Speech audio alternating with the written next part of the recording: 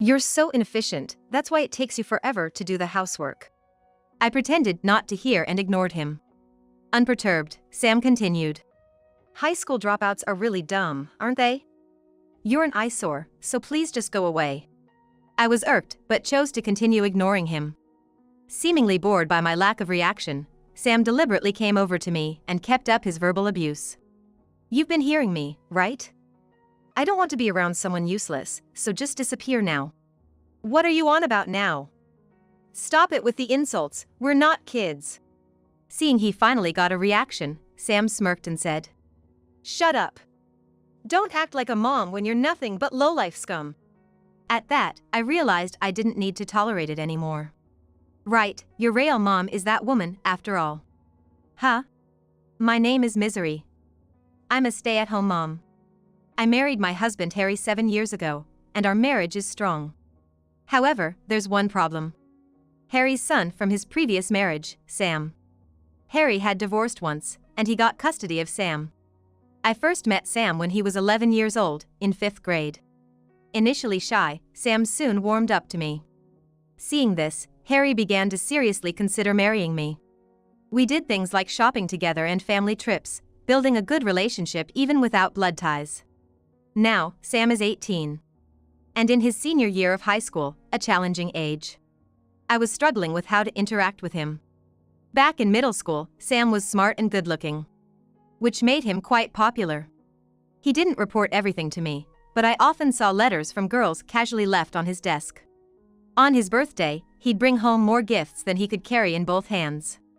On his middle school graduation day, after the ceremony, Sam invited some close friends home and they seemed to have a great time chatting. I decided to bring them snacks and drinks on a tray and was about to knock on Sam's door. That's when I overheard a conversation that froze me in my tracks. That was really mean, dude.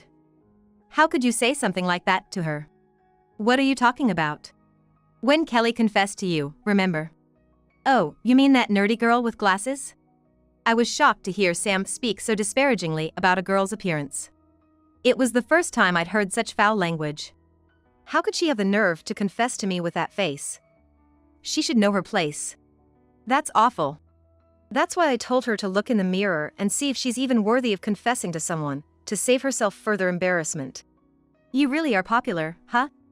How many confessions today alone? I remember up to maybe 6, but then I stopped counting. Wow, I'm jealous. Hearing Sam and his friends laugh uproariously, I felt a sense of dread. In front of me and Harry, Sam had always been a model student. He never once belittled anyone. But I realized it was all an act. As a middle school boy, he pretended to be a top student in front of his parents while harboring such disdainful attitudes towards women. Determined, I knocked on Sam's door. I've brought some snacks. Can I come in? The door opened, revealing a smiling Sam. Thanks, Mom, he said, taking the tray kindly. I struggled to maintain a natural smile. Sam had been admitted to a prestigious local high school, aspiring to be a doctor. He had decided early on to aim for a high school with a high medical school admission rate, and easily passed the entrance exam. On his graduation day, I saw his true colors. Though I tried to stay calm, Sam seemed to sense my unease. He had been playing the role of an excellent student, but he decided to drop the act around me. Even in my presence, he began making disparaging remarks about women. One evening, Sam and I were in the living room. He was sitting on the couch with his smartphone, while the evening news played on TV. I was preparing dinner, listening to the news in the background. Harry wouldn't be home for a few more hours. Then, a news story caught our attention. A woman had been arrested for marriage fraud. Upon hearing the news, Sam spoke to me. Mom, check out this news. What's up? I wiped my hands on my apron and walked over to the TV, staring intently at the screen. Sam sneered. Marriage fraud, can you believe it? It's pathetic, chasing after a man's money. It's a disgrace, really. While I found Sam's comments distasteful, I couldn't help but stare at the face of the woman accused of marriage fraud on TV. Then, her real name was broadcasted. Having her name dragged through the mud like this, her future's pretty bleak. But that's the price of foolish actions. No matter the reason, taking someone else's money isn't right. Well, then you're on the same level as her, aren't you? What? His unexpected words caught me off guard. And I turned to Sam, who was smirking at me. You knew Dad was a big shot at a major company when you decided to remarry, right? Just like that woman, blinded by money. I was shocked. I had treated Sam like my own child despite the lack of blood relation. And I thought he had grown fond of me too. Even during middle school, I believed we had a good parent-child relationship. Yet, he thought I married Harry for his money. That's not true. I love your dad and wanted to be with him, and I've always thought of you as my own child. Easy to say, isn't it? It's true. Your dad wouldn't remarry someone just after his money. He wanted a woman who could get along with you. You played it smart, using me as a pawn to land a rich husband. A manipulative woman, aren't you? Why would you think that way? Because women deceive men for their money, a dirty existence. You're just a freeloader living off Dad's money without working. That's not true.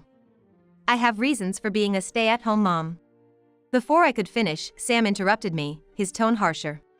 You're no different from that marriage fraudster, just as worthless. With a snort, he headed back to his room, content with his accusation. This was the first time he had directed such malice at me. I was insulted as a freeloader and thought to have married Harry for his money. I never expected to be subjected to such words from someone I had raised, thinking of him as my own son. I stood there, dumbfounded, watching the door Sam had left through. The news had already moved on to another topic, but I hardly heard it. That evening, I was torn about telling Harry about Sam's harsh words. This wasn't just teenage rebellion. It was a deeper issue with his character. But I feared that if I didn't explain it well, I might be misunderstood again. I could easily imagine him saying, "Women have it easy," thinking they can just cry and get help, or dumb people think crying will solve everything. In the end, I couldn't bring myself to tell Harry anything that day. Clever Sam seemed to understand this too. At the dinner table with the three of us, everything appeared normal as it had been until yesterday. Except for the occasional mocking glances Sam threw my way. Tonight's meal was tasteless to me. Since then, Sam started to make derogatory comments whenever it was just the two of us. However, he never showed this behavior in front of Harry. It was clear he was targeting only me. He knew I wouldn't talk back or tell Harry. Sam seemed to hold a typical male chauvinistic attitude. Someone with such views could be influential if close enough. But Harry never looked down on me for being a homemaker. On the contrary, he always said, "There's no break in housework. Thanks for keeping our home every day." He is far from being a male chauvinist. I couldn't fathom why Sam would hold such outdated views. On a certain holiday, it was just Sam and me at home, as Harry was out. Ever since the day Sam hurled insults at me, I had been avoiding being alone with him. I planned to finish my chores quickly and go to our bedroom. As I was thinking this, Sam, lounging on the sofa, started speaking loudly on purpose. You're so inefficient, that's why it takes you forever to do the housework. I pretended not to hear and ignored him. Unperturbed, Sam continued. High school dropouts are really dumb, aren't they? You're an eyesore, so please just go away. I was irked, but chose to continue ignoring him. Seemingly bored by my lack of reaction, Sam deliberately came over to me and kept up his verbal abuse. You've been hearing me, right? I don't want to be around someone useless, so just disappear already. Sighing, I looked at Sam. What are you on about now? Stop it with the insults, we're not kids. Seeing he finally got a reaction, Sam smirked and said, Shut up. Don't act like a mom when you're nothing but lowlife scum. At that, I realized I didn't need to tolerate it anymore. Right, your real mom is that woman, after all. Huh? No, never mind. Confused by my words, Sam looked bewildered. He might have wanted to ask why, but I simply said, You don't want to see my face anymore, right? And decided to leave the living room. Sam's verbal abuse continued as usual. Perhaps he was irritated by my defiance that day. His words became increasingly harsh. However, I kept ignoring him with a nonchalant face. I thought there was no need to pay more attention to someone who could speak so terribly to their stepmother. And then there was that phrase. Don't act like a mom when you're nothing but lowlife scum. It hurt me deeply. After being spoken to like that, I lost any desire to act motherly towards him. He's already 18, an adult. If he feels that way, I need not bother anymore. I decided to only provide the bare minimum of care. I never intended to be overprotective, and I'll continue playing the part of a happy family in front of Harry. This incident made me realize I can hold a grudge. Sam seemed displeased with my attitude when we were alone. Maybe he thought my earlier silence was due to weakness. Or that I was trying to appease him, fearing Harry would leave me if I treated his son poorly. But my slightly assertive attitude might have made him feel looked down upon. Of course, I wasn't doing that. But I doubted he understood. In fact, I neither pushed him away nor did I make any effort to make amends. My attitude might have irritated him even more. Hey, Sam started talking to me. I glanced at him sideways, wondering if I should ignore him. His usual mocking demeanor or the model student act he put on for Harry was absent. He looked serious. What did you mean the other day? About what? I genuinely didn't understand and asked him back. Perhaps thinking I was evading the question, Sam looked a bit annoyed and asked again. You said, your real mom is that woman, after all. What did you mean by that? Then I realized what he was referring to. I was surprised he remembered something I muttered in passing. I hesitated for a moment, wondering if I should tell him the truth. The story about Sam's biological mother wasn't exactly pleasant. Looking at Sam, I saw he was waiting earnestly for my response. Sam is already an adult. I thought it might be okay to tell him the truth. So, I decided to share the facts. Do you remember the news we watched together the other day? About the woman arrested for marriage fraud? Yeah.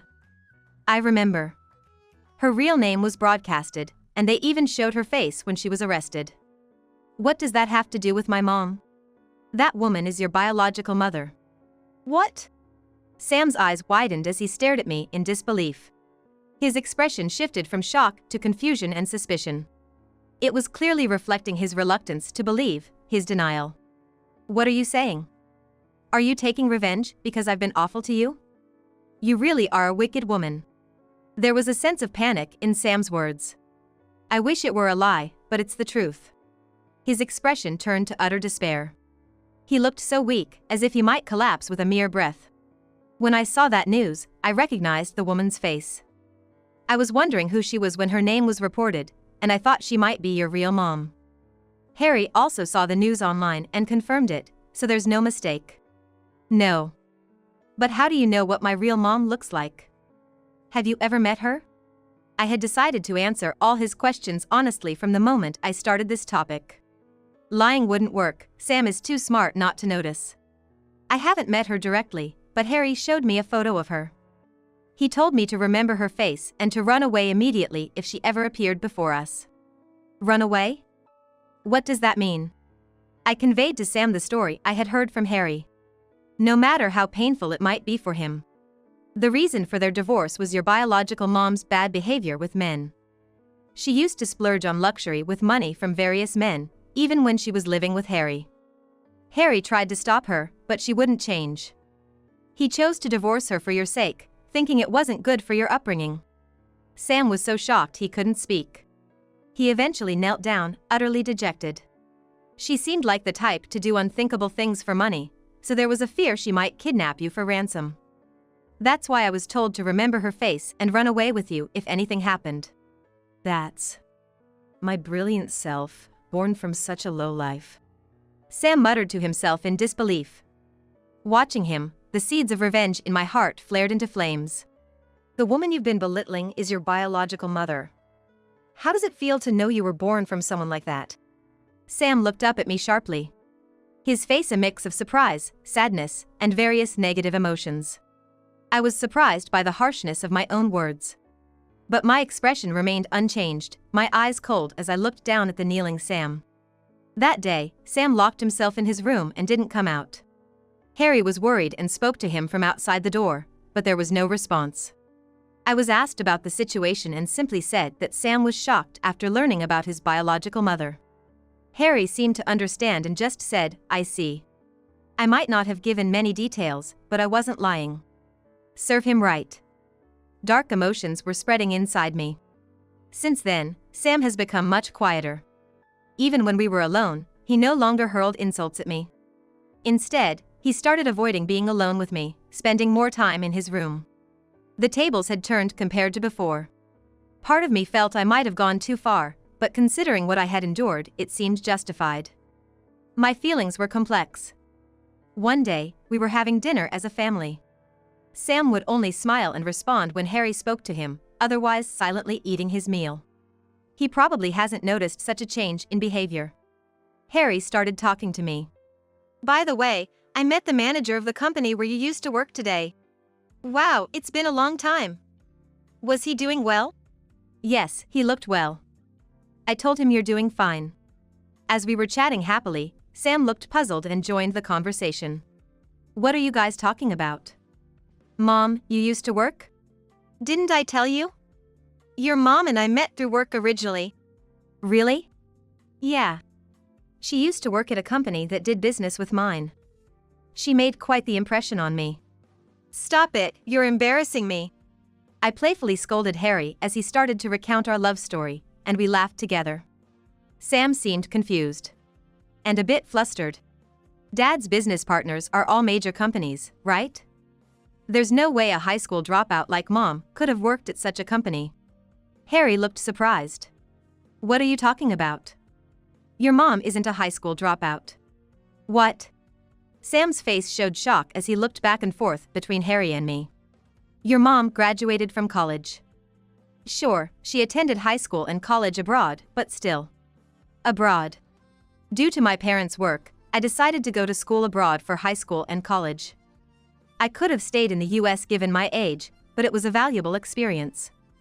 I thought being fluent in Spanish would be advantageous for work. I still believe it was a good decision. When my parents' overseas transfer was decided, they debated whether to take me with them. The options were for my dad to go alone or for my mom and me to stay in the US. However, I expressed my desire to live abroad with the whole family. Living abroad for an extended period is an experience that requires a lot of initiative. It was daunting to leave the familiar surroundings, but looking back, it was a rare and valuable experience. It must have been good being together as a family, different from studying abroad alone, right? Yes, exactly. It was reassuring not to feel lonely, and I'm glad we were together. If I had studied abroad alone, I probably would have been homesick. Maybe it was because we went as a family that I managed to stay without running away. Wait, so Mom, you can speak Spanish? Well, I haven't used it for a while, so I might struggle with specialized topics, but I think I can handle everyday conversations. By the time I was in university, the courses become more specialized and, naturally, the terminology is mostly in Spanish. I doubt I remember all of it, but I retained enough language skills to watch movies without subtitles. Actually, she also acted as an interpreter at work. I can speak a little too, but never as fluently as Misery, which I always envied. How about we make a rule to only speak Spanish at home? That might end up cutting our conversations short. Contrasting our lively discussion, Sam was muttering something to himself. I always thought Mom was a high school dropout. Why would you think that? Anyway, being a dropout isn't necessarily bad. It's not just about education when it comes to contributing to society. Harry seemed a bit exasperated as he admonished Sam. But, if you had such an impressive background, why didn't you continue working? That's because. As I was pondering how to explain, Harry started speaking, cutting me off. Let me explain, Sam. You know about your real mom, right? Yeah, Sam nodded. His gaze dropping to the table. To be honest, what she did was quite a shock. There was a time when I couldn't trust women anymore. Harry spoke slowly, choosing his words carefully. Back when we first met, he had just divorced and looked physically and emotionally exhausted. He even mentioned struggling to soothe his son, who would cry at night without his mother. But, meeting Misery. She tried to understand my pain and helped me through it. Seeing how happy Sam was playing with her, I realized he needed a mother. That's why I decided to remarry. Sam remained silent, looking down. Harry continued. And it was me who asked her to become a full-time homemaker. What? Sam looked up at Harry in surprise. Harry's expression was slightly somber but still kind. I was hesitant to take away the career Misery had built due to my selfish reasons. But I was anxious, fearing she might leave like my ex-wife, who often went out and had a bad track record with men. I wanted a home where Misery and Sam would greet me with welcome back. Misery agreed to my selfish request. So, I see. Sam seemed confused either by learning Harry's true feelings, or by the shock that I, whom he thought was just a high school dropout, actually graduated from college and had worked for a major corporation. I couldn't tell what he was thinking from his expression. Honestly, marrying me, a man with a young child, must have been a big decision for Misery. Harry continued. I wasn't sure if his words were reaching Sam. Besides, asking her to quit her job after getting married. I'm truly grateful that Misery followed me through all of that. I hope you understand that.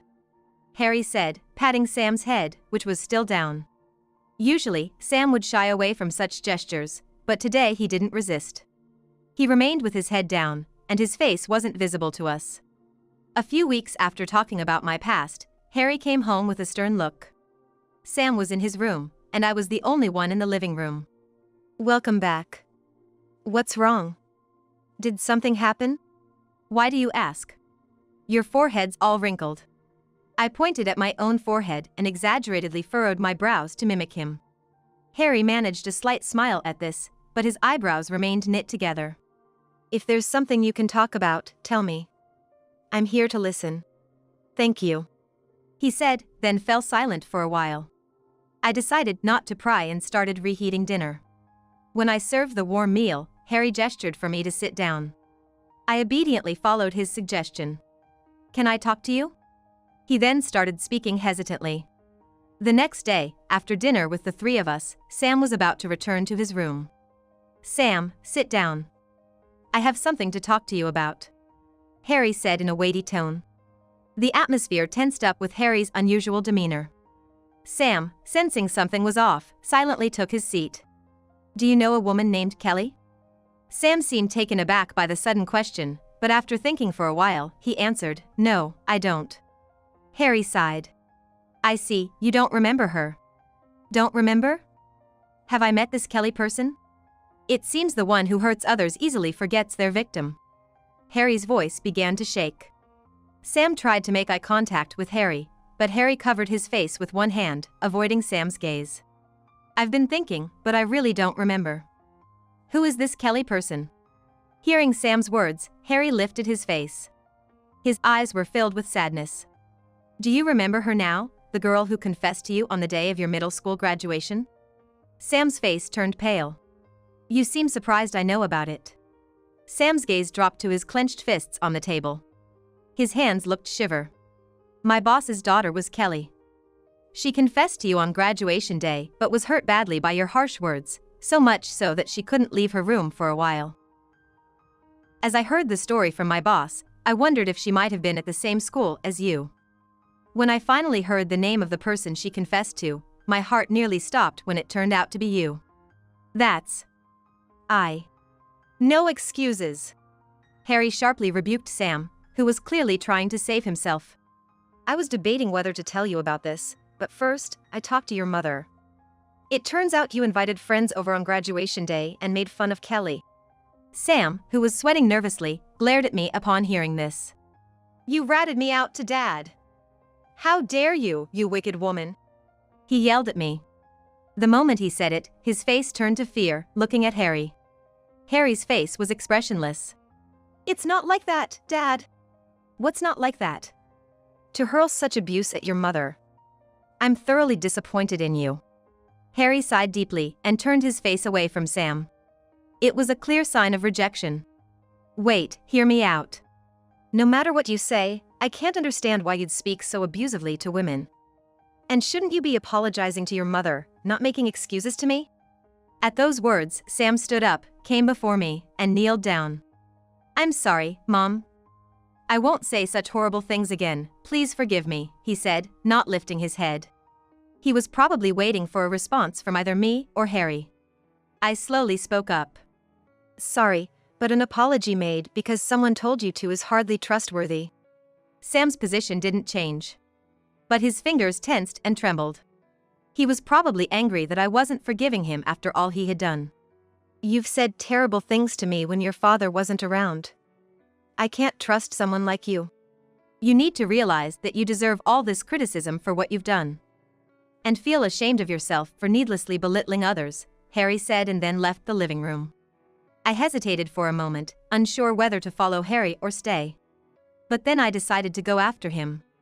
Sam's pride must be in tatters, having been so harshly criticized by his father and pitted by me, whom he had looked down upon.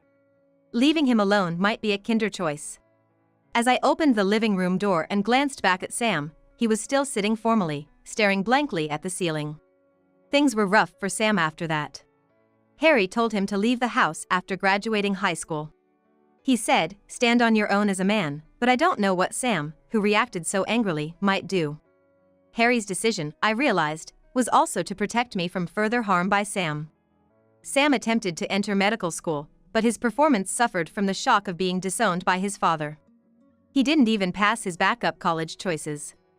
After high school, Sam left the house and became a Ronin, but he didn't attend prep school and instead stayed shut in his room. Discussing this with Harry, I wondered if we had been too harsh. And he said, "Sam never knew failure because he could always handle everything so well," Harry said. The first time someone faces failure, they might be paralyzed by the shock. But a person who has experienced failure can grow to be more compassionate. I want Sam to become that kind of person. Sometimes being strict is part of being a parent, Harry noted with a smile. As for me, I was enjoying a peaceful life with just Harry. With Sam gone, I had more time alone, which sometimes felt boring. Then Harry suggested I consider working outside, knowing how much I liked my job. I was delighted by the idea. Yet, I still wanted to be home to welcome Harry when he returned. Maybe part-time work would be a good option. So, I looked forward to this new chapter in my life with excitement.